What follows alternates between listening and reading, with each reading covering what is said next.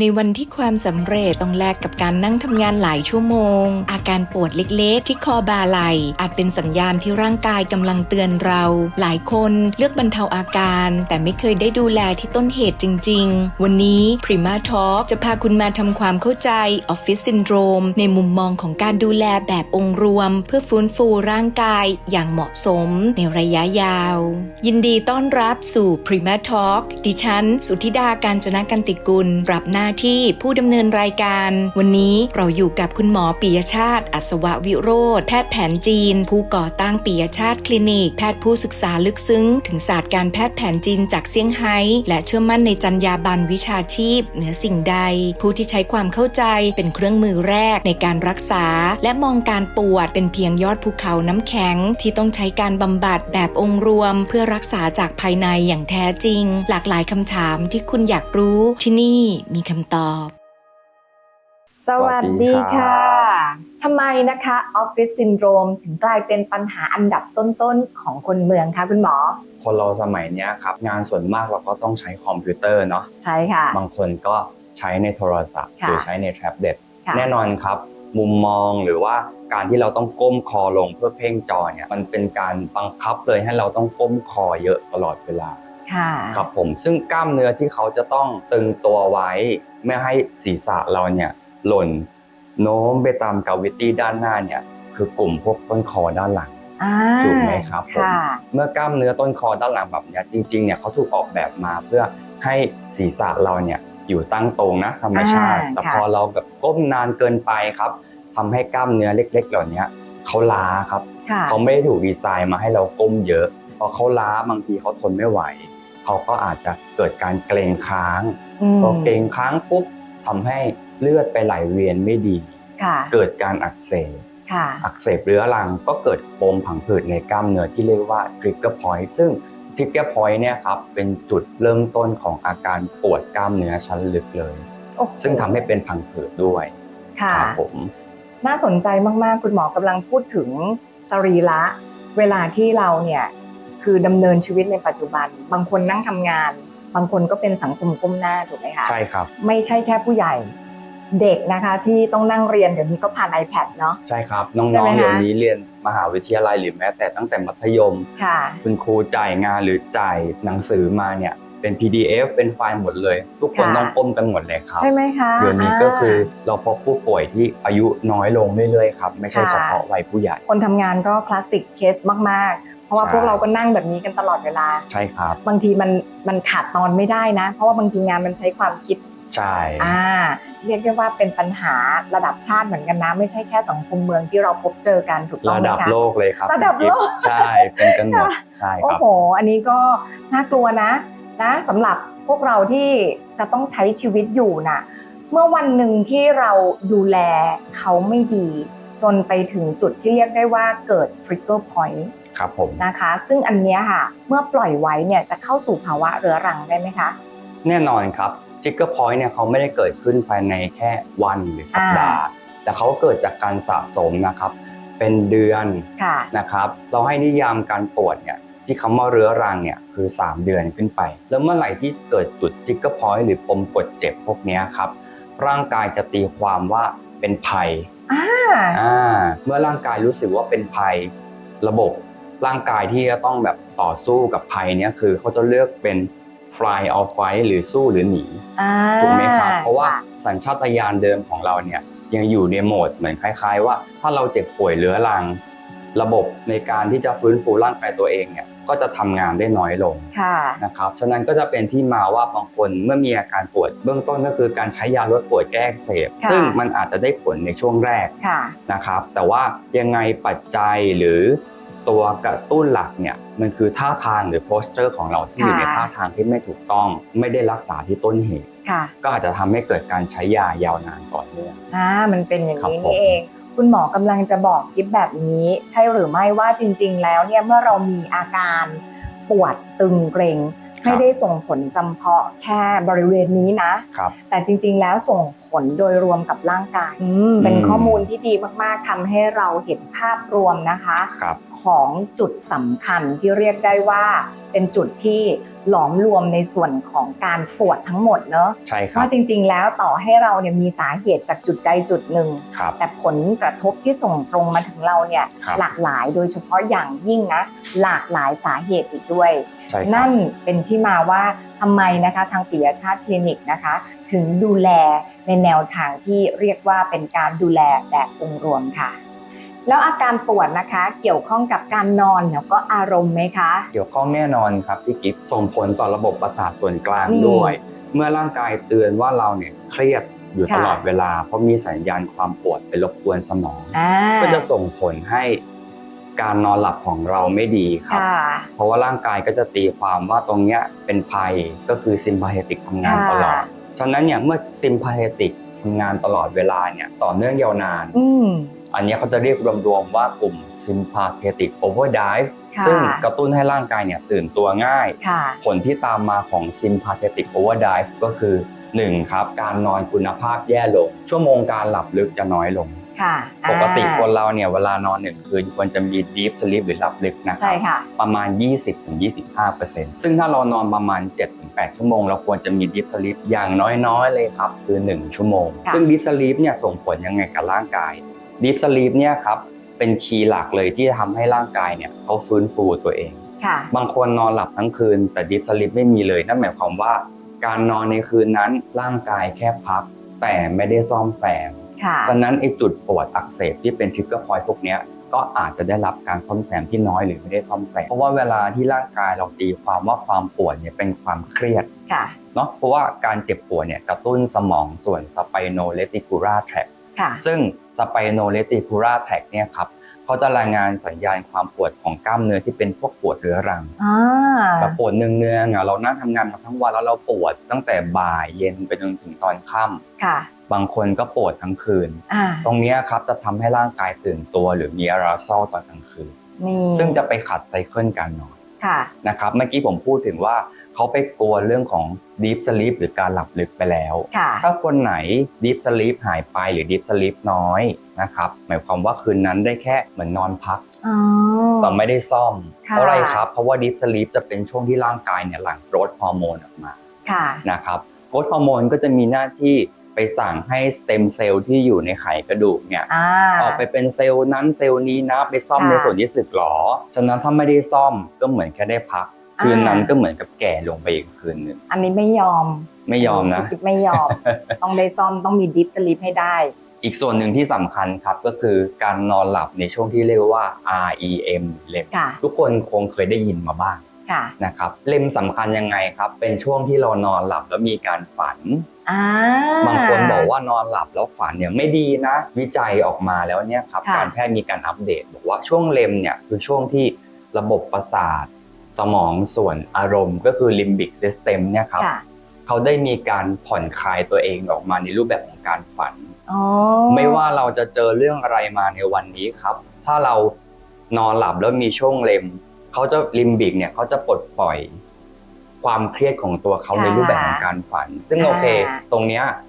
พอเรามีนอนหลับช่วงเลมสมองจะได้ปรับสมดุลเคมี เช่นซีโรโทนิน อ่า นะครับโดปามีน ค่ะ ให้กลับมาอยู่ในเบสไลน์ที่ควรจะเป็น ซึ่งถ้าใครที่มีการปวดเรื้อรังดีฟสลีปหายเลมลดลงหรือไม่มี ค่ะ นอนแล้วไม่ฝันนั่นหมาย ค่ะ ความว่าสมองส่วนลิมบิกหรืออารมณ์ของคืนนั้นน่ะก็ไม่ได้ถูกปลดปล่อย ไม่ได้ถูกรีเซ็ตทำให้ความเครียดของอีกวันหนึ่งกระทบมาถึงวันใหม่ของเราที่เราตื่นมาเนี่ยเราก็อาจจะรู้สึกว่าเราวิตกกังวลง่าย ค่ะ เครียดง่ายหงุดหงิด ค่ะ หรือว่าบางคนเนี่ยถึงขั้นเป็น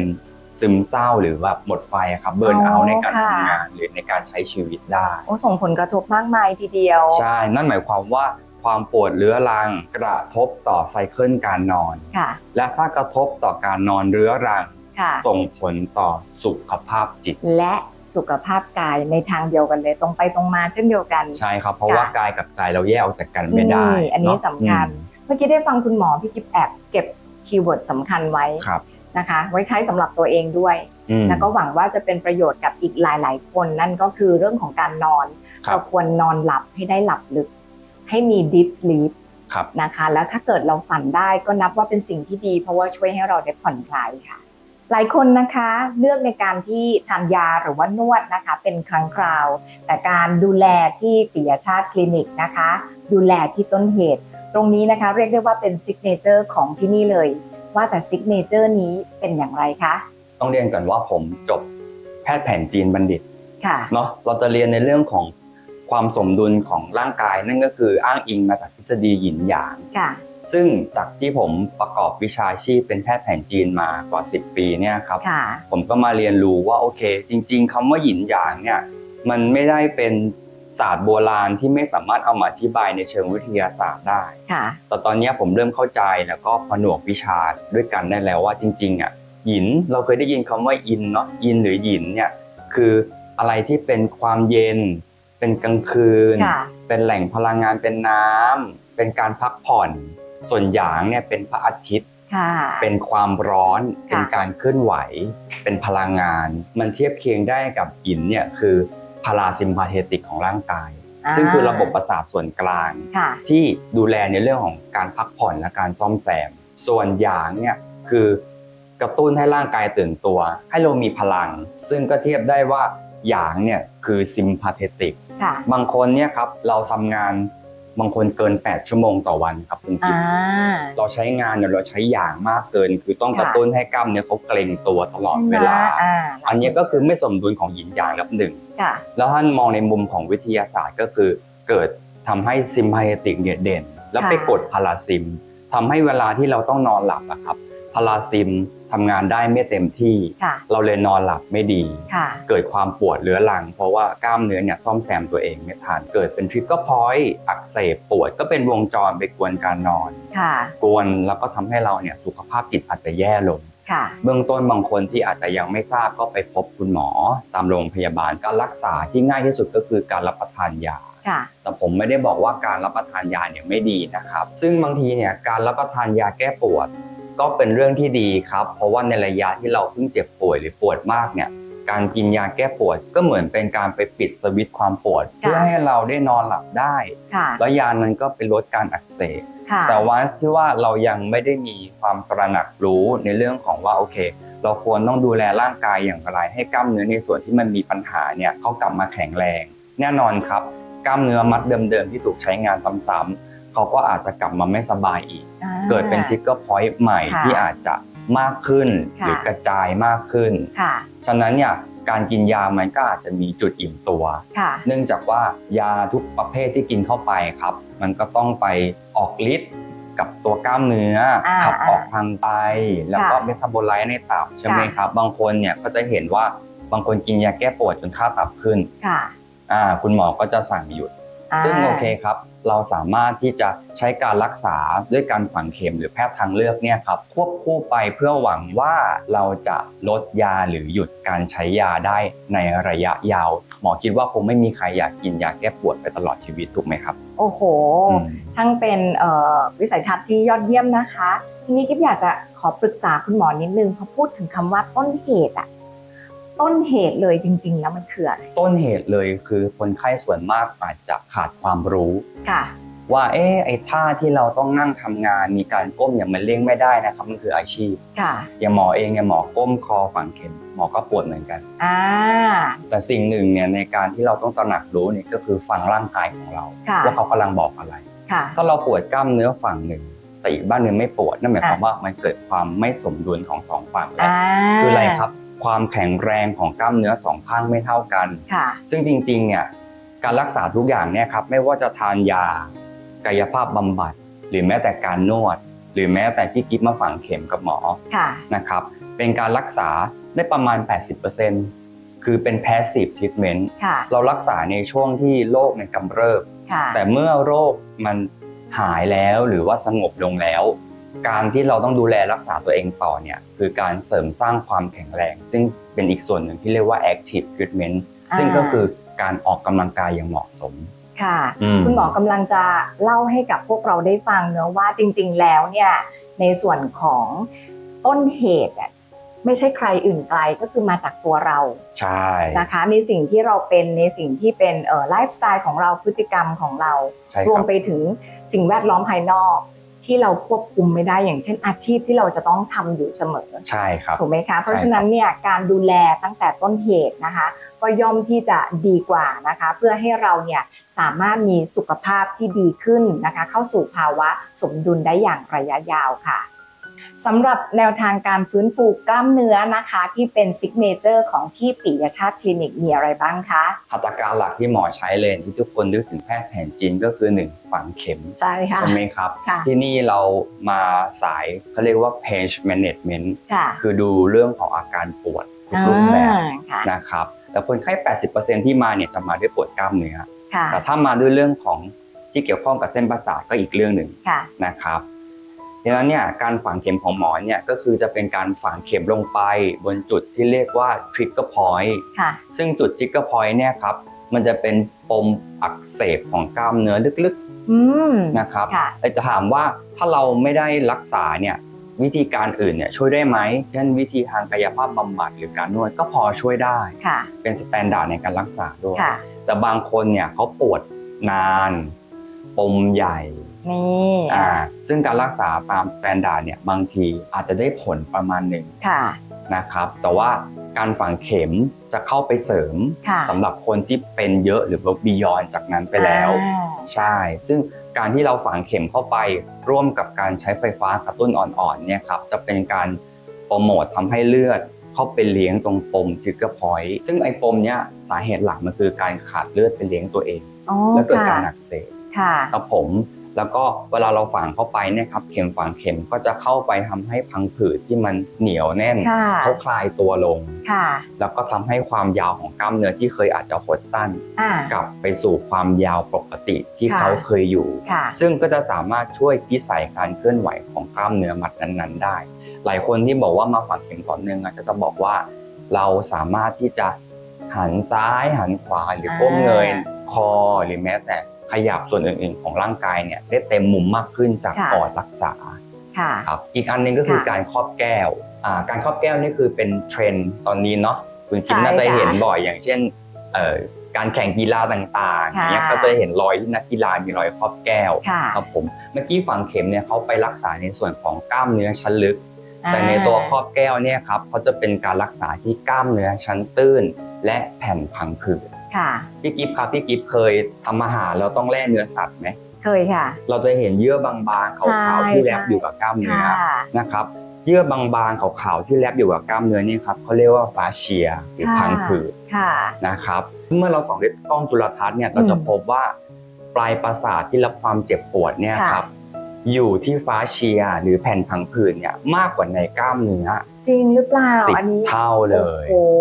ฉะนั้นเนี่ยส่วนมากที่เราปวดเนี่ยเราไม่ได้ปวดจากกล้ามเนื้ออย่างเดียวนะครับแต่เราปวดจากแผ่นพังผืดที่มันรัดตึงที่เรานั่งแล้วเราเกร็งเราขยับตัวน้อยครับผมครอบแก้วเนี่ยจะเป็นการครอบลงไปบนผิวหนังชั้นบนแล้วก็หมอจะดึงขึ้นมาแล้วก็ลากเขาเรียกว่าวิธีการเดินแก้วแล้วก็บางวิธีการก็คือการครอบค้างไว้ซึ่งกระบวนการครอบแก้วเหล่านี้จะเป็นการเข้าไปยืดแผ่นพังผืดยืดกล้ามเนื้อชั้นตื้นเรารักษากล้ามเนื้อชั้นลึกแล้วเราก็รักษาทั้งกล้ามเนื้อชั้นตื้นและแผ่นพังผืดมันก็ครบทุกกระบวนการในทุกที่มีปลายประสาทรับความเจ็บปวดอยู่ซึ่งถือว่าเป็นการทำงานที่ส่งเสริมผลลัพธ์ซึ่งกันและกันทำคู่กันจะได้ผลลัพธ์ดีกว่านี่อันนี้สำคัญเขาออกแบบมาคู่กันแล้วยาจีนล่ะคะคุณหมอยาจีนครับมีหลายประเภทตามทฤษฎีแผนจีนเนี่ยคือเราจะแบ่งยาจีนเนี่ยออกเป็นฤทธิ์ทั้งเป็นหยางทั้งเป็นอินซึ่งเมื่อกี้ที่หมอพูดไปว่าโอเคระบบประสาทเราเนี่ยถ้าเป็นอินเราก็จะเทียบเคียงว่าคือพาราซิมแต่ถ้าเกิดว่าเป็นหยางก็คือเป็นซิมมาเฮติกถูกไหมครับฉะนั้นเนี่ยยาจีนมีฤทธิ์ร้อนฤทธิ์เย็นบางคนมาหาหมอเนี่ยเขาเรียกว่าสมดุลบาลานซ์ร่างกายไม่เหมือนกันบางคนอินน้อยบางคนอย่างเยอะไปยาจีนตรงนี้จะช่วยเข้าไปปรับแต่งสภาวะร่างกายไม่ว่าจะเป็นเย็นเกินไปร้อนเกินไปหรืออันไหนแกร่งอันไหนแกร่งก็ต้องระบายอันไหนพร่องก็ต้องบำรุงมันสามารถเข้าไปช่วยระบบประสาทส่วนกลางตรงนี้ได้นั่นเท่ากับว่าแนวทางการดูแลแบบองค์รวมกิฟสามารถพูดได้ไหมคะว่าเป็นการดูสภาพแวดล้อมแบบ360องศาเลยคิดว่าได้นะครับเพราะว่าเป็นการดูแลทั้งในเรื่องของไม่ใช่แค่ดูแลบริเวณที่ปวด แต่เราดูในเรื่องของระบบสมดุลของระบบประสาทด้ ใช่ วย ไหมคะ เพื่อกู้อะไรครับกู้การนอนที่ดีกับคืนมา ค่ะ บางคนเนี่ยนอนไม่ดีมาเรื้อรังส่งผลต่อมีปัญหาเรื่องสุขภาพจิต พอเรามาแก้กันที่ต้นตอของโอเค คุณมีความปวดที่ซ่อนอยู่ โดยที่บางทีเนี่ยเราชินกับการปวดนี้ ค่ะ สุขภาพจิตเขาดีขึ้นด้วย ค่ะ การไปพบจิตแพทย์ของเขาก็ได้ผลดีขึ้น ค่ะ สุขภาพจิตดีขึ้น ค่ะ จากบางคนที่เป็นแพนิคเป็นซึมเศร้า ค่ะ ก็ค่อยๆดีขึ้นในเวลาที่สั้นลง ก็กินยาได้สั้นลง กลับมาคืนสู่ชีวิตที่เป็นออร์แกนิกก็คือเคลื่อนไหวได้ไม่ปวดทำงานได้ความเครียดก็รับได้ประมาณนึงไม่เก็บไปอีกวันนึงนอนดีสุขภาพดีและแน่นอนครับก็มีความสุข ค่ะ ยิบชื่นชอบนะคะ การดูแลแบบองค์รวมที่จะสามารถเข้ามาดูแลเราได้ทั้งภายในแล้วก็ภายนอกเพื่อให้เรามีสมดุลที่ดีและอย่างยั่งยืนค่ะ หลายคนนะคะทนกับความเจ็บปวดแบบทุกวันเลย ตรงนี้คุณหมอมีข้อแนะนำอย่างไรคะ สิ่งหนึ่งที่หมออยากแนะนำนะครับว่าบางทีเราคิดว่าเราทนกับความเจ็บปวดเนี้ยเพราะว่าฉันยังเด็กเมื่อก่อนฉันก็ทนได้ความปวดแค่นี้นิดๆหน่อยๆมากไม่จำเป็นต้องไปหาคุณหมอหรอกแต่ว่าในระยะยาวครับเขาเหมือนกับแบบว่าน้ำซึมบ่อทรายอ่ะ ค่ะ พี่กิฟมันค่อยๆซึมลึกเข้าไปในร่างกาย ความปวดจากเล็ก ค่ะ ๆมันกระทบต่อระบบประสาท นี่ ทำให้เครียดเรื้อรัง ค่ะ จากปวดระยะที่เป็นฉับพลันเล็กน้อยมันซึมกลายเป็นปวดเรื้อรัง อันนี้คือ ใช่ไหม ภาวะ ครับ ที่เราไม่อยากให้เป็นเลย ไม่อยากให้เป็นครับ ค่ะ เพราะว่าการมารักษาในระยะที่เป็นเรื้อรังแล้วเนี่ยมันพ่วงมากับทั้งหนึ่งไซเคิลการนอนที่ผิดปกติ ค่ะ สุขภาวะจิต ที่มีความผิดปกติ ค่ะ กลายเป็นจากการที่ต้องรักษาแค่ปวดต้องมาซ่อมนอน แล้วก็ต้องมาซ่อมเรื่องสุขภาพจิตด้วย ค่ะ มันพ่วงไปอีก2อย่างเลย ใช่ ถูกไหม ค่ะ ครับ ทีนี้เนี่ยสิ่งที่หมออยากจะให้ความแนะนำก็คือ ค่ะ การตระหนักรู้ ค่ะ ต่อสัญญาเล็กๆ ที่ร่างกายเขากำลังบอกเรา ค่ะ อย่ามองข้าม ค่ะ ครับผมเพราะว่าเมื่อไหร่ที่ปล่อยให้เป็นเรื้อรัง จนมันลามไปถึงระบบอื่นเนี่ยมันรักษายากกว่า ค่ะ ในตอนแรกที่เพิ่งเริ่มเป็น ค่ะ ครับผม การฟังเสียงร่างกายของตัวเองนะคะ นับว่าเป็นสิ่งสำคัญนะคะ เพื่อยุติเอาง่ายๆ ยุติวงจรที่จะทำให้เราเนี่ยก้าวเข้าสู่ภาวะเรื้อรัง ซึ่งเมื่อเราก้าวเข้าสู่ภาวะเรื้อรังแล้วแน่นอนว่าไม่ว่าจะเป็นการดูแลตัวเองหรือว่าสุขภาพของเราที่จะเกิดขึ้นตามมาย่อมก่อให้เกิดปัญหามากมายเลยค่ะ ก็เป็นออฟฟิศซินโดรมครับอาการก็จะเป็นในส่วนของการปวดพวกคอบ่าไหล่นะครับแต่ว่ามันเป็นโครนิกครับมันปวดเรื้อรังมันก็ปวดมาประมาณครึ่งปีครับประมาณ6เดือนได้ครับการที่เป็นออฟฟิศซินโดรมครับจริงๆแล้วมันไม่ได้ส่งผลกระทบแค่ในเรื่องของการเจ็บป่วยของร่างกายนะครับแต่ว่าส่งผลกระทบถึงในเรื่องของคุณภาพชีวิตด้วย เพราะว่าอาการตรงนี้ครับมันทำให้เราเนี่ยนอนน้อยพักผ่อนได้น้อยเพราะว่าบางทีเนี่ยมันก็ปวดจนแบบบางทีก็นอนไม่หลับบางทีเราอาจจะต้องแบบกินยาแก้ปวดไปแล้วบางทีก็ไม่หายทำให้เราเนี่ยพักผ่อนน้อยเพราะพักผ่อนน้อยเนี่ยในเรื่องของร่างกายครับมันก็มีในเรื่องของเขาเรียกว่าเป็นอาการในกลุ่มออโตอิมมูนด้วยก็คือในกลุ่มของเป็นโรคผมร่วงนะครับผมร่วงเนี่ยเป็นหย่อมๆมันเกิดจากในเรื่องของภาวะการเครียดนะครับก็เลยทำให้ร่างกายเนี่ยไม่สมดุลครับในส่วนของตัวสาเหตุหลักๆเลยครับก็เป็นในเรื่องของการทำงานครับการทำงานของเราเนี่ยเนื่องจากว่าเราเนี่ยต้องแบบอยู่บนต้องใช้หน้าจอเป็นหลักครับก็นั่งทำงานครับทั้ง iPad ทั้งคอมพิวเตอร์นะครับตรงนี้ก็ทำให้เราเนี่ยมีในเรื่องของการเกร็งนะครับตรงบริเวณข้อบ่าไหล่ตรงนี้ครับแล้วก็ทำให้เราในเรื่องของก้มหน้าจอดูมือถือด้วยตรงนี้มันก็ทำเพราะว่าเราต้องเนื่องจากว่าเนื้องานที่เราทำครับต้องมีการ participate กับลูกค้าค่อนข้างที่จะเยอะก็เลยทำให้ตรงนี้ครับในเรื่องของอาการออฟฟิศซินโดรมหรือว่าการปวดตรงกล้ามเนื้อข้อบ่าไหล่เนี่ยมันเป็นสาเหตุที่เกิดจากตรงนี้ครับก็อีกเรื่องหนึ่งครับก็จะเป็นในเรื่องของการขับรถครับเนื่องจากว่าเราอาชีพของเราครับที่เราทำงานเราต้องดูแลลูกค้าเยอะครับก็จะขับรถเยอะทุกวันครับก็เลยทำให้เป็นในเรื่องของสาเหตุหนึ่งด้วยครับที่ทำให้เป็นในเรื่องของออฟฟิศซินโดรมครับเพราะว่าต้องการขับรถครับต้องใช้กล้ามเนื้อหลังครับเป็นหลักในเรื่องของการคอนโทรลเนาะแล้วก็การจับพวงมาลัยแล้วก็ต้องใช้กล้ามเนื้อคอบ่าไหล่นะครับแล้วก็ในเรื่องของการเพ่งสายตาไปที่ถนนเนี่ยครับก็เลยทำให้ทุกอย่างมันเป็นองค์ประกอบในเรื่องของการทำให้เราเป็นออฟฟิศซินโดรมครับ ที่ปิยชาติคลินิกทุกการดูแลเริ่มต้นจากการรับฟังอย่างตั้งใจการซักประวัติไม่ใช่เพียงขั้นตอนทางการแพทย์แต่คือการทำความเข้าใจจังหวะชีวิตของแต่ละคนเพื่อการออกแบบแผนการรักษาที่เคารพธรรมชาติของร่างกายอย่างแท้จริงเจ็บตรงเส้นคอข้างซ้ายเนาะโอเคมีปัญหาที่กล้ามเนื้อคอบ่าฝั่งซ้ายเป็นหลักนะครับเนี่ยครับทุกเล่มที่หมอปักไปเนี่ยมีการกระตุกของทริกเกอร์พอยต์ทุกเล่มเลยซึ่งแน่นอนครับว่าเวลาเราฝังไปโดนทริกเกอร์เนี่ยมันคือกล้ามเนื้อชั้นลึกที่บางทีการนวดอาจจะนวดไม่ถึงก็อย่างในเคสนี้นะครับเขาจะมีอาการปวดคอบ่าสะบักฝั่งซ้ายก็จะสังเกตเห็นว่าฝั่งซ้ายเนี่ยกระตุกแรงหน่อยเพื่อเป็นการที่เราย้ำหรือว่าเน้นเพื่อให้ต้องการที่ว่าทุกครั้งที่กล้ามเนื้อมีการกระตุกนะครับกล้ามเนื้อก็จะบีบปล่อยหลอดเลือดเป็นจังหวะเป็นการเหมือนปั๊มปิ้งเลือดเข้าไปในบริเวณที่ตรงกล้ามเนื้อที่มีทริกเกอร์พอยต์จะทำให้การอักเสบเนี่ยลดลงครอบแก้วนี้จะเป็นการคลายกล้ามเนื้อชั้นตื้นแล้วก็ยืดพังผืดฉะนั้นบางทีที่เราคิดเข้าใจว่าเราปวดกล้ามเนื้อเนี่ยไม่ใช่ทั้งหมดเราปวดจากแผ่นพังผืดนี้ด้วยนะครับทีนี้บริเวณที่กล้ามเนื้อมีมัดขนาดใหญ่ขึ้นเราก็จะใช้แก้วเบอร์ที่ใหญ่ขึ้นอย่างตรงที่เป็นแนวซิมมาเฮติกครั้งจะอยู่ช่วงระหว่างกระดูกทรงอกเนาะที1ถึงช่วง4-5เป็นหลักนะครับก็คือช่วงตรงกล้ามเนื้อสะบักที่เราชอบปวดกันเวลานั่งทำงานนี่แหละบางทีเราเผลอห่อไหล่เนาะไหล่งุ้มตรงเนี้ยมันตึงมันก็รัดเข้าไปถึงแนวซิมมาเฮติกครั้งเห็นไหมครับสกินกับกล้ามเนื้อชั้นตื้นแล้วก็ฟาเชียถูกยืดขึ้นมาจากนั้นเราดึงเขาขึ้นข้อดึงลากออกช้าๆเหตุผลที่ดึงช้าครับเพื่อให้เกิดเวลาหน่วงในการยืดตรงนี้เนี่ยเรายืดกล้ามเนื้อยืดฟาเชียหรือแผ่นพังผืดกระตุ้นการไหลเวียนของต่อมน้ำเหลืองอีกอันหนึ่งก็คือได้ยืดพวกเส้นประสาทที่อยู่ตื้นๆด้วยที่เป็นเส้นประสาทที่รับรู้ความเจ็บปวดเมื่อเส้นประสาทถูกคลายถูกยืดออกนะครับสัญญาณความเจ็บปวดที่รายงานจากกล้ามเนื้อที่หดเกร็งหดล้าจากออฟฟิศซินโดรมเนี่ยสัญญาณก็จะเบาลง